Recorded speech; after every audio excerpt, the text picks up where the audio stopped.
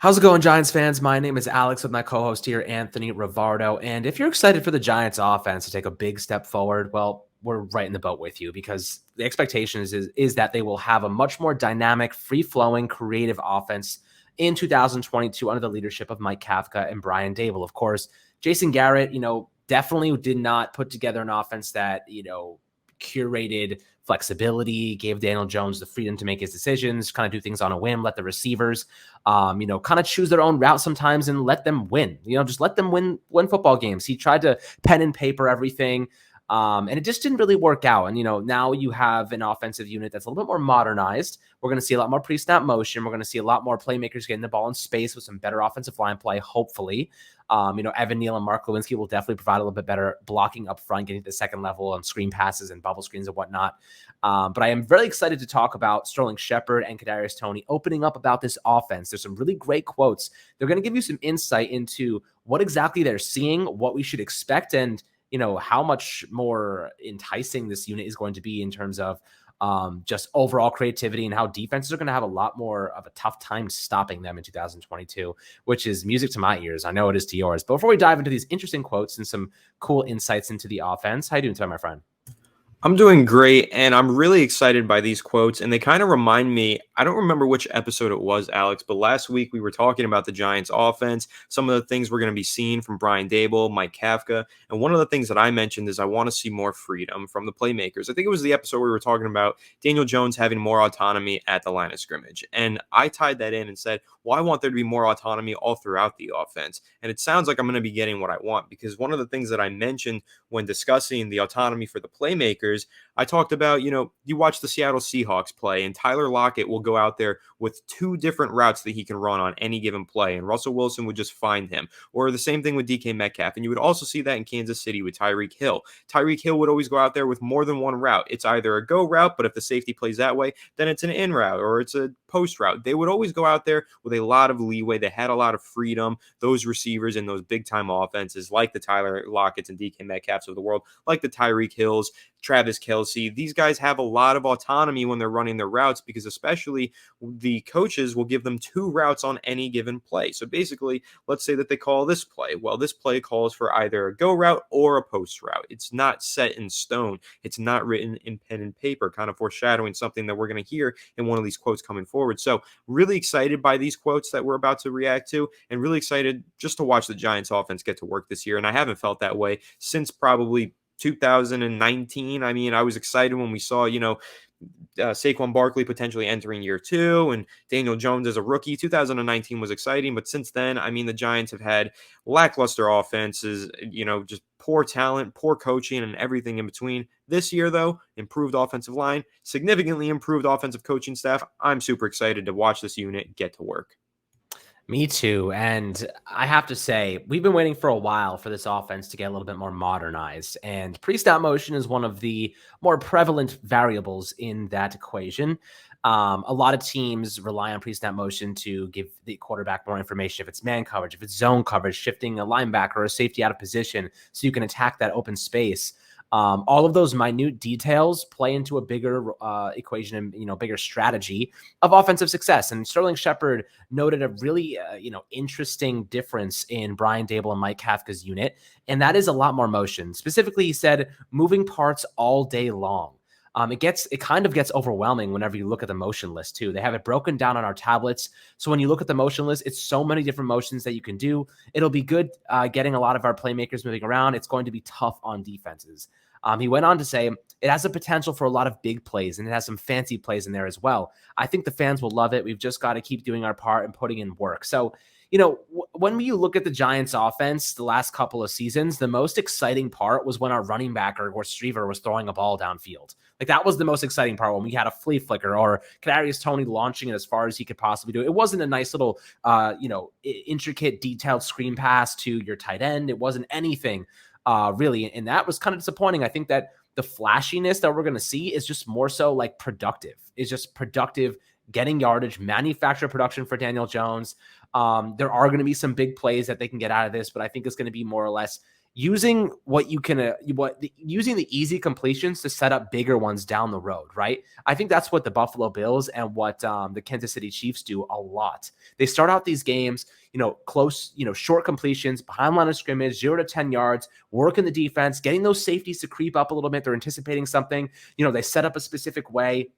And then when you have that happen, let's say like the Patriots do this a lot. They've always done this with Bill Belichick. And like essentially you'll have this, they'll come out looking exactly the same. You're like, okay, we know what play they're going to run. They just came out in this formation. And in the Patriots, all the receivers run different routes. And you're like, oh, hold up. Like it looks the same exact thing, but they're running all different routes. How are we supposed to know what they're doing? And like, how are we supposed to know their tendencies? And I think like this is the offense is going to open up, with Brian Dable, Mike Kafka, and these receivers, like you said, leeway.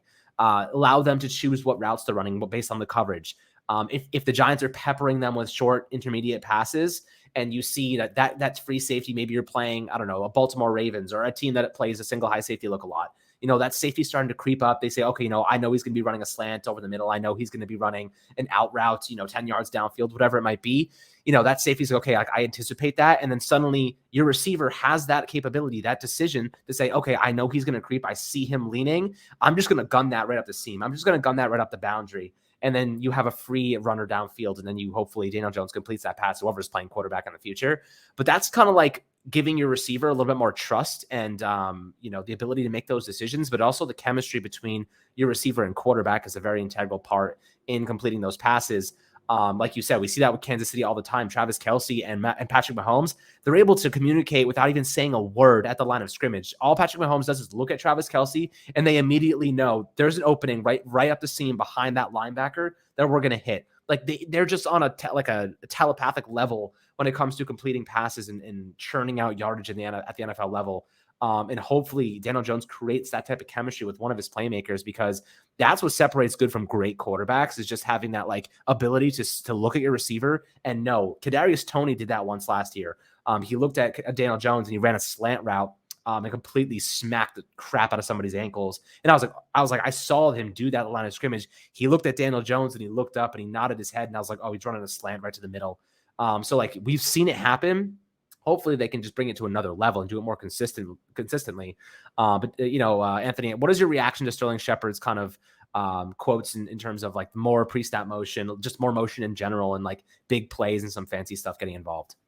Well, I love the idea of pre-snap motion. You look at the best offenses in the NFL and they utilize it heavily. Of course, you take a look at the 49ers and Kyle Shanahan, the Chiefs with Mike Kafka and Andy Reid and Eric Bieniemy. Those guys use a lot of pre-snap motion. The Chargers, there's a lot of really great offenses in this NFL, and they use a lot of pre-snap motion, particularly when you take a look at the 49ers, because I think Kyle Shanahan runs it like 75 to 80% of the time. And if you listen to some of his quotes that he has about pre-snap motion and the value that it provides, it's super interesting because basically it gives the quarterback the opportunity to know what coverage the defense is in, who's guarding who, and where the blocking lanes are going to be in the running game. It has a lot to do with that as well. And they can also manipulate, rushers, or they can bring a receiver like across the line of scrimmage, and all of a sudden this linebacker or cornerback follows him there, and then they can just run it to the way where they just ran that cornerback out of the play. So now you've got all these people moving this way in the pre-snap motion, and you're creating basically a 5-on-5 game of football on the right side of the line when 6 people are going the other way. And that's super valuable because you're just creating matchups that you have an advantage in. And I can't wait for the Giants to be utilizing more pre-snap motion. I mean, every now and then Shermer and Garrett would just sprinkle it in, but it just wasn't enough. It wasn't modern football that the Giants have been playing over the past few years. But you look at what the Bills were doing with Brian Dable, you look at what the Chiefs were doing when Mike Kafka was there. There was a lot of pre-snap motion. There were many clever plays where you would move defenders out of the way, know what the coverage is, or move them out of the way, manipulate the way that the rushers are going, and then you got blockers going the other way, and you got a big gain downfield. And I can't wait to see that. The other part of Shepard's quote that really excites me is it has a potential for a lot of big plays.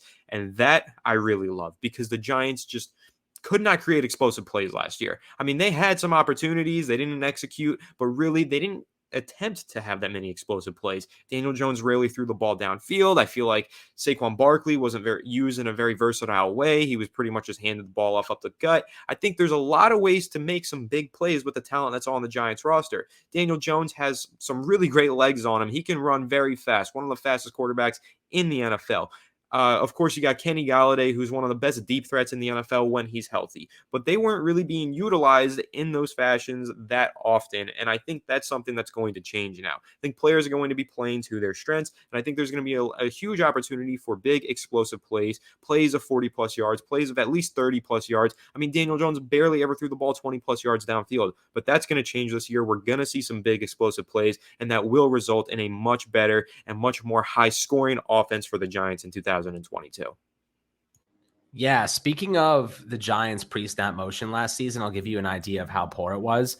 They ran pre-snap motion on 7.5% of their plays. Comparably, the Buffalo Bills ran it 14.9% and Kansas City ran it 18.5%. So Buffalo was doing it double compared to the Giants, and Kansas City was almost doing it triple. So that should give you an idea of just how much more frequently we're going to see pre-snap motion. Obviously running plays take up a good percentage of offensive snaps. So that's, maybe 40%, 35%. And we probably expect the Giants maybe to decrease that even a little bit based on the fact that they're going to be a lot more reliant on the passing game and even getting Saquon Barkley involved as a receiver. But the next quote I do want to read is from Cadarius Tony. And Kadarius Tony, his quote also stands out because like we were saying before, the leeway, the route running, the flexibility to kind of make decisions on the go is going to be much more prevalent in this modern offense the Giants are installing. So what he said was the offense is kind of like Florida in the way you have leeway and route running and stuff like that. You're able to just win. You don't have to run the pen and paper version of your route every time. A lot of offensive coaches have the pen and paper mentality, like you have to run it exactly like that every time. But Daboll gives us a lot of freedom, a lot of leeway to win. That's the object of playing football, to win. He just gives that option. So, look, Kadarius Tony played at Florida his whole collegiate career, right? I mean, who else could he be talking about here except for Jason Garrett last season? Like the pen and paper, you have to run the route this way. You have to do this. You have to do that. We saw Kadarius Tony do a couple of interesting things with his route running last year, but it was seldom. It wasn't frequent. And I'll tell you this, I think that Dave is going to let him open up the box of tools, man. I think Kadarius Tony has some electrifying route running capabilities. We saw him open up his hips and shift that really unique looking slant route that he ran in Florida. He did it once last season, and it was absolutely lethal. He torched the slot cornerback. If he's able to open up his toolbox, his bag of tricks when it comes to route running, Kadarius Tony is going to put some freaking absolute highlight plays on display, and not just as a receiver, but just as a pure route runner. Which is pretty exciting. And I think that's going to be something to keep in mind when we're watching games this season. But the rest of the receivers too, like Sterling Shepard, Wan'Dale Robinson, we have no idea what he's capable of doing yet. He's going to be a rookie, so we'll see how they get him involved. But what is your reaction to Kadarius Tony's quotes and kind of just the opening up of this bag of tricks that Daboll is kind of allowing? Yeah, I really love this quote. I think the part that really stands out to me is leeway in route running and stuff like that. Saying you don't have to run the pen and paper version of your route every time. That is eye-opening to me because it shows maybe not, I'm not going to take it as he's saying anything about the last regime, but it does say a lot about the current regime. And I can say what I want to say about the last regime because I hated Jason Garrett's offense. And I mean, there were so many plays where the receivers would just run 10-yard curls and stop, even though the defense knew it was coming. And had they had more leeway, maybe the outside receiver turns that curl into a go or turns that curl into a post. And all of a sudden you got a big explosive play. But because they were so locked into a box and told you got to run this route on this yard and distance, there was not really the opportunity for all of those big explosive plays. It really did damper the Giants offense significantly. But when you take a look at those big offenses that I mentioned earlier, the Seahawks of the world, the Chiefs of the world, the Bills of the world, and the multiple routes that each receiver has on each individual play, that really ties into this Cadarius Tony quote. Just having that option, that's something at the end of his quote. That's the object of playing football, to win. He just gives us that option. The Giants have the option to win, and the receivers now have the option to run this route or that route on each given play. And trust me, those things do go together. Having a successful offense and having playmakers that have the autonomy to run their own routes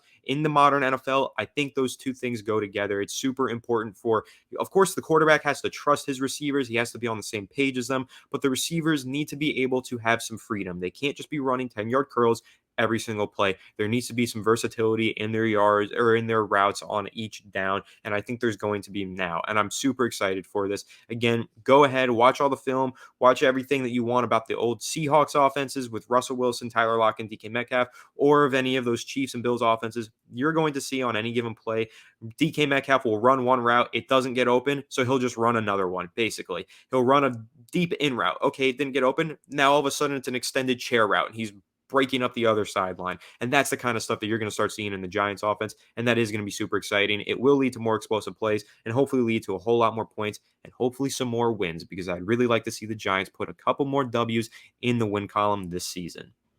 We can hope so, my friend. We can hope so. We're taking steps in hopefully what is the right direction. I mean, modernizing should indicate that we're taking steps in the right direction. But until we see it on the football field, until we see legitimate production, success, touchdowns, yards, not stupid turnovers, not making dumb decisions, not screwing with clock management, until we see those things, it's right now it's just hearsay. And, there are things to promote that it will be better, but we want to see it on the field. As Giants fans, we are tired of talking about it. We do want to see it.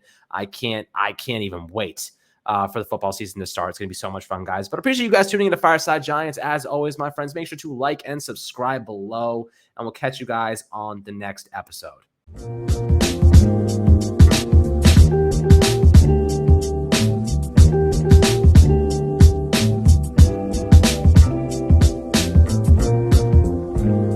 TVSO.